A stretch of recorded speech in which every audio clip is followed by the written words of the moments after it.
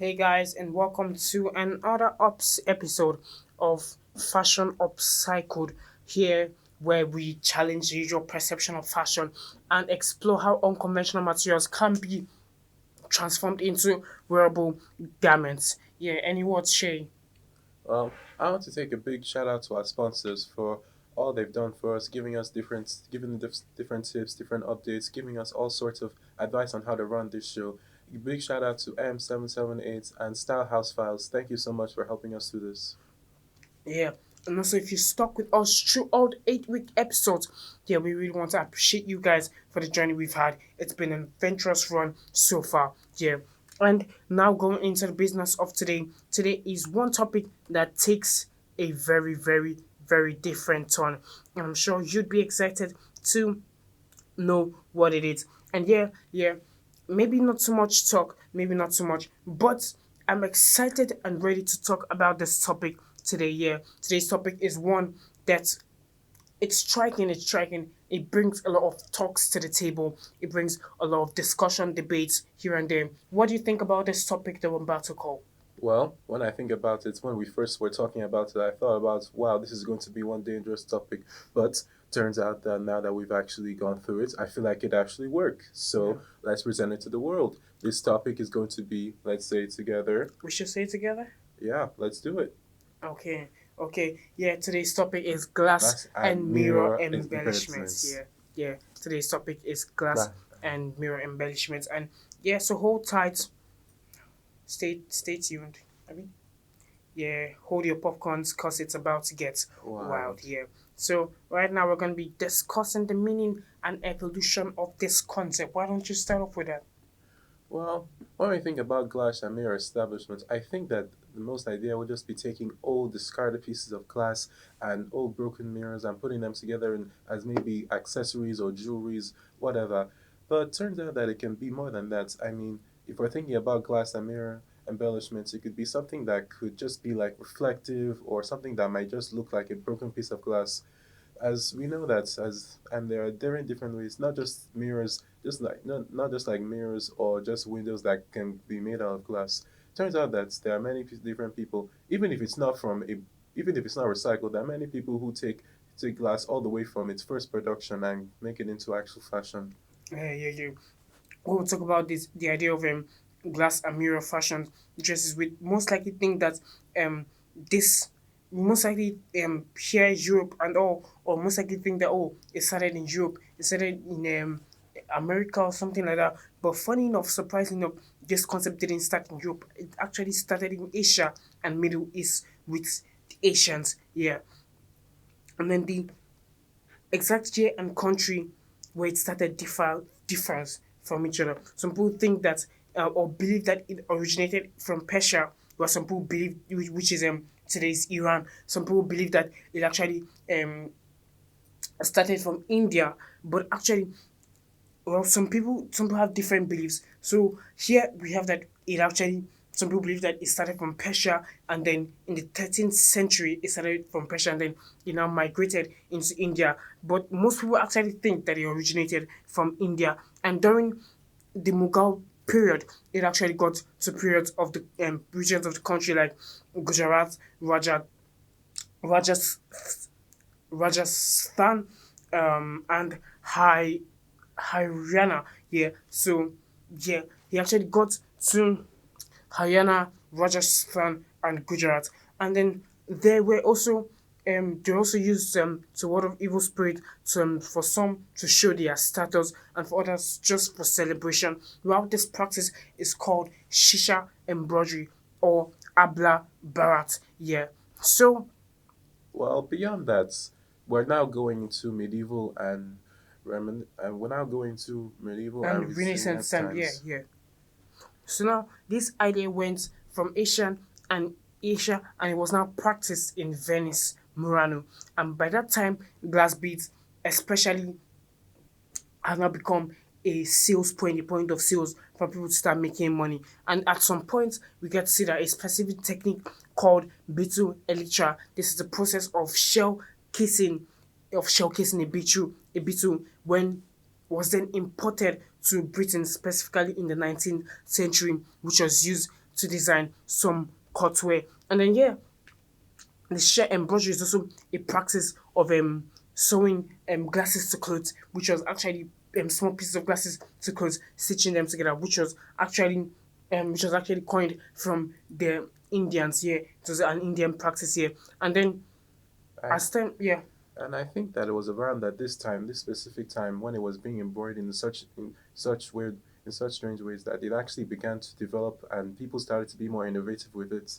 yeah, And yeah, and some people actually started to actually use it as a way of presentation, like on mm, stages and on stages and different kind of plays. yeah.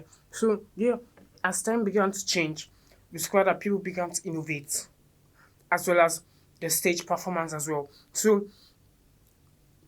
people began to change, people began to innovate, people began to develop, as well as the need for these dresses too. So now, much as people started to develop their cravings, their expectations grew higher and higher, and so the need for these dresses to also improve and become better in their line of improvement or in their line of production. Yeah, and so in that case, people now began to design opera, ballet, and folk costumes, and they began having this embellishment like small piece glasses, coins, metal disc, and all that which added aesthetics to their performance. Yeah, and then in 1999, we see that Prada released a mirror collection which helped bring back the work of the Indians to spotlight. So what the Prada industry did, they released a mirror collection and brought back the Indians' work back to spotlight. So people were now referring back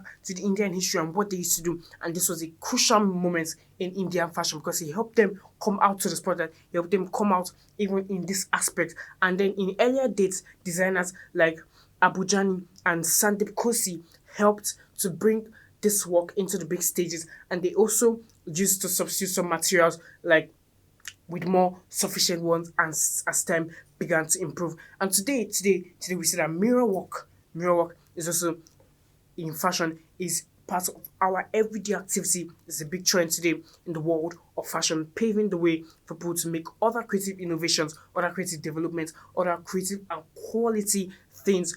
And it also brings more things to life, giving more people something to deliberate and to celebrate. Yeah. With yes. What do you think? Well, when I think about it and how much it has developed, of course, I would think that some people were shaky about it, using something that is so fragile and and you could get injured so easily from it. Yeah, I feel like throughout this entire step, there were many people who thought that, but still, I'm glad that so many people were still willing to go through with it, even if it was just for religion or tradition or culture in any way, or maybe it was just a way of innovation and curiosity. There are still many people who tried this out, and I'm glad that over time this idea was able to push boundaries and gain momentum. Yeah. With that, we'll be back after the break with another exciting talk. Don't miss out. Stay glued to your seat. We'll be right back after the break.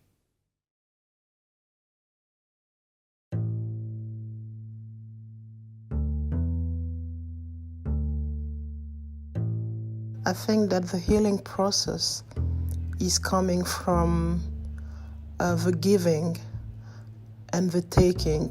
It's like a philosophy we have. You give with one hand, with your heart, and you are paid back with your humanity, with your tomorrow.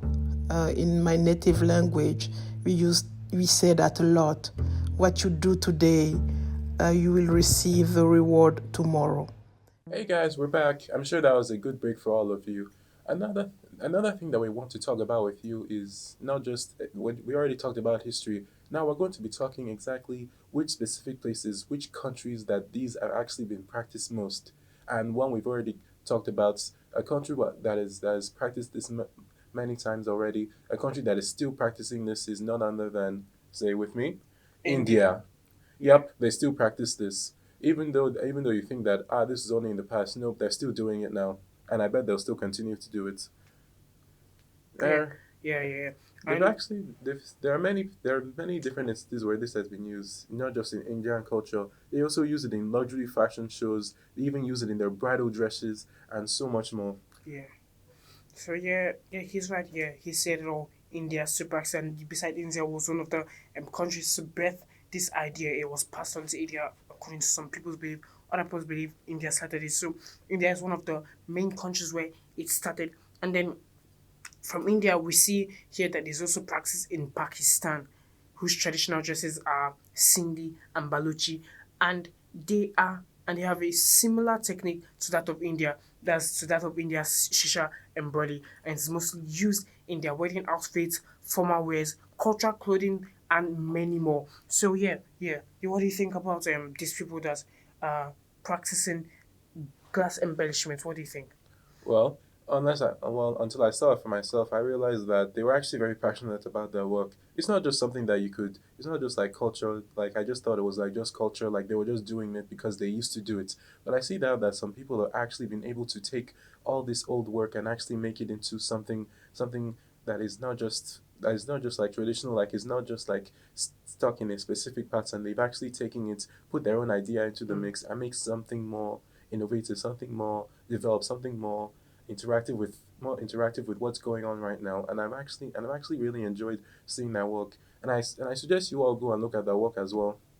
Yeah, yeah. So it seems that Asia is taking the lead here. So we have Afghanistan, who does their own practice for women in form of tribal and ceremonial based clothing here. So Afghanistan, Pakistan, India, yeah, wonderful. What do you have to say about this? It's looking as if it's Asian based. What do you have to say about it?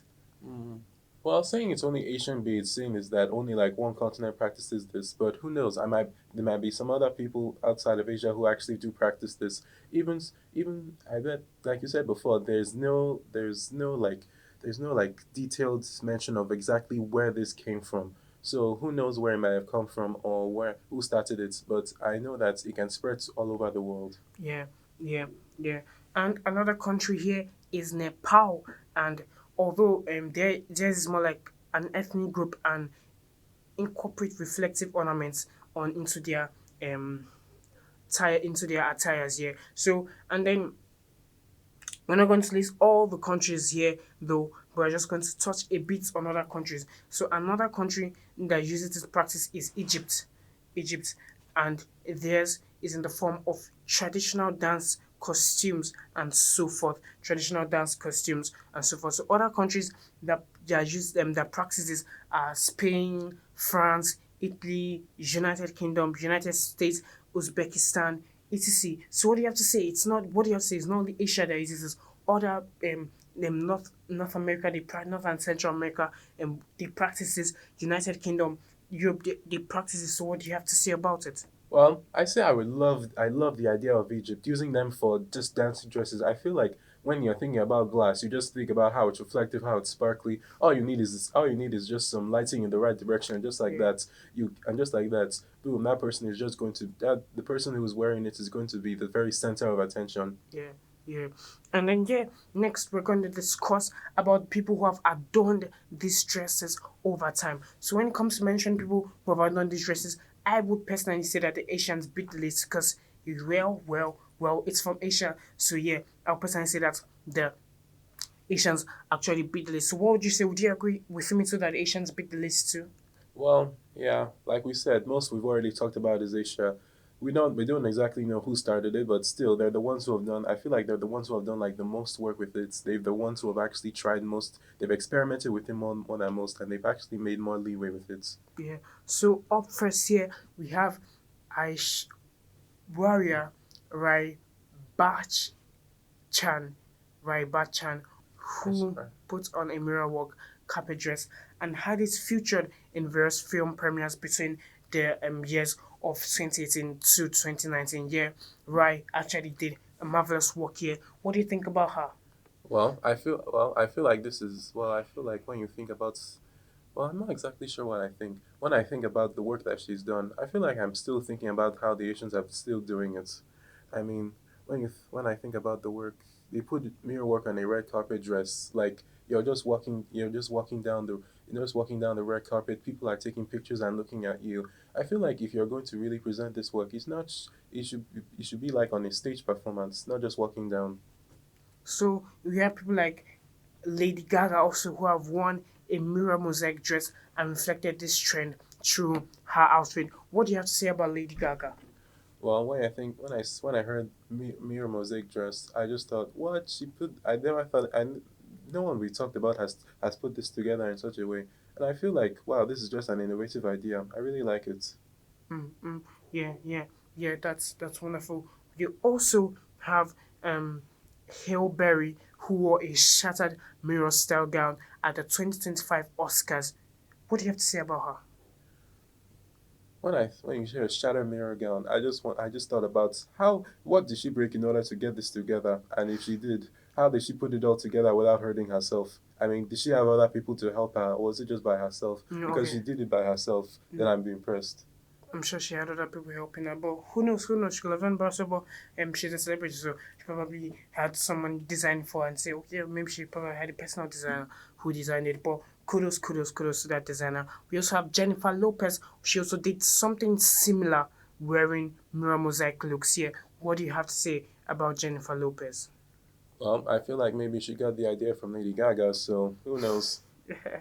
Yeah, and we also have Sabrina Carpenter. She also featured in a mirror palette embellished dress. What do you have to say about Sabrina Carpenter?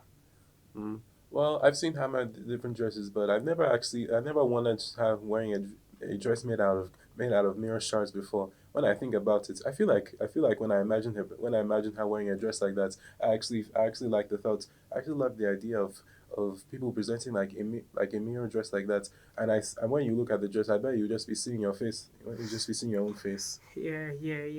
We also have Alia Bhatt, who wore a blue mirror embellished dress to a red carpet, even in the latter part of 2010. Yeah, the list is long. The list is very, very long. We have Janvi Kapoor, who wore a mirror dress appearing to be figure hugging in 2019. She appeared in a mirror trend fashion post. Karina Kapoor was also cited in a mirror mosaic gown which she wore to an awards function in 2018. Yeah, the number of people who have won this is quite plenty, and it's wonderful. Celebrities like Sabrina, Jennifer, and Lady Gaga. Truly, this has been an enjoyable one. Yeah, guys, this has been an enjoyable, very, very beautiful time. Yeah, we'll see you guys right after the break. Stay tuned for another wonderful topic.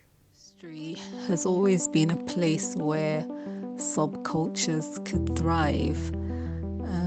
And going with what's happening today, I suppose the parallel would be what happened in the 60s. The world had been, for years, it had been in turmoil and trouble, and the economies were bad.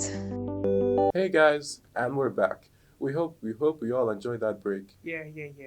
We talked about different countries who practice this, and we've talked about people who have put this on and just people who have started together. And now we want to talk about what people actually think about all these different dresses.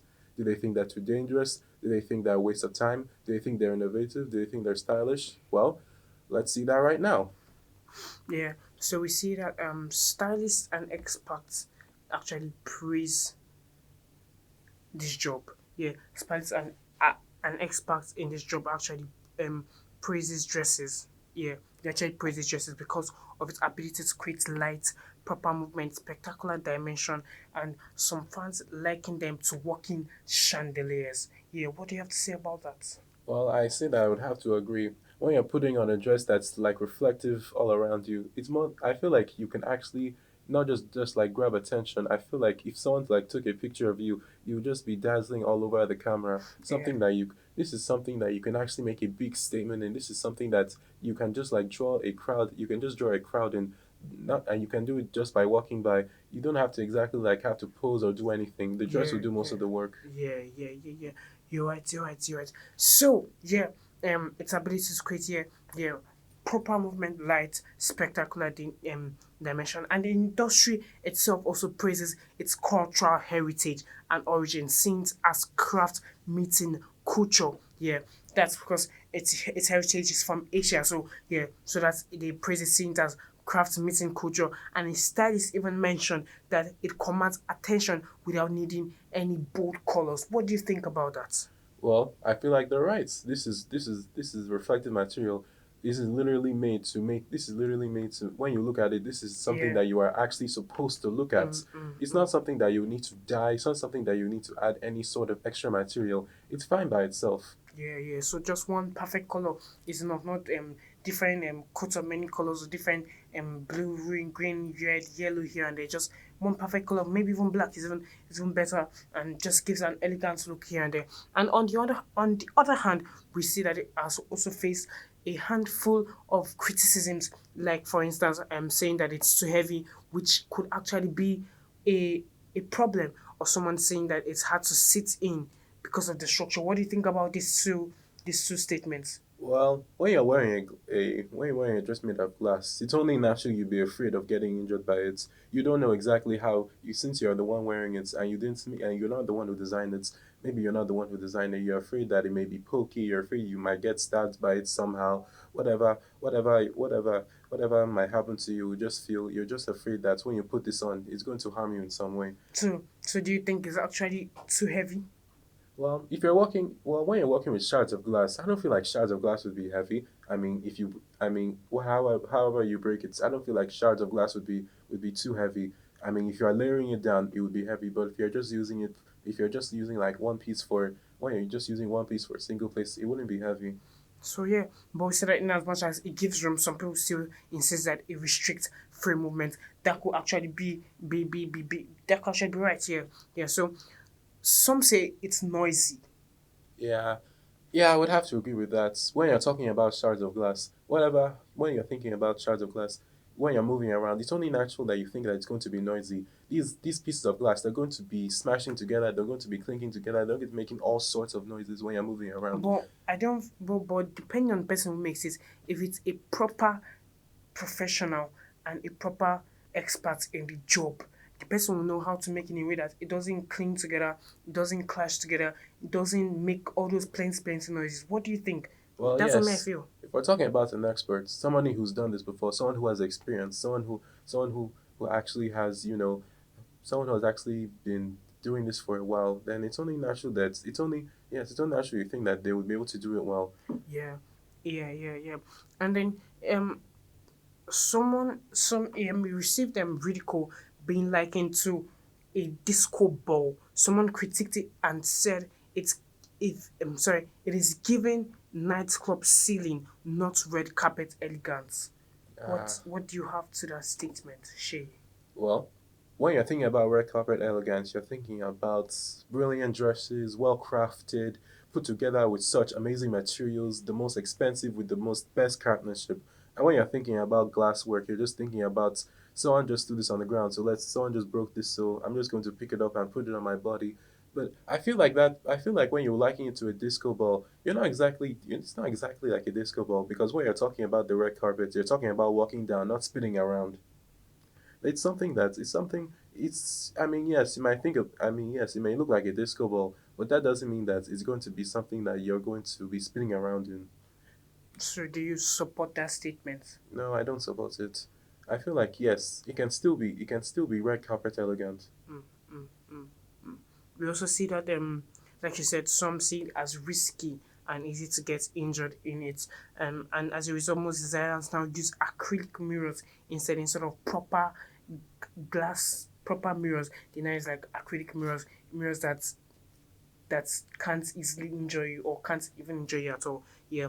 And although it has some negative sides to it, we also see that it has received praise because of its ability to command attention for its innovation in the industry and reference to fashion heritage. Yes, any final words?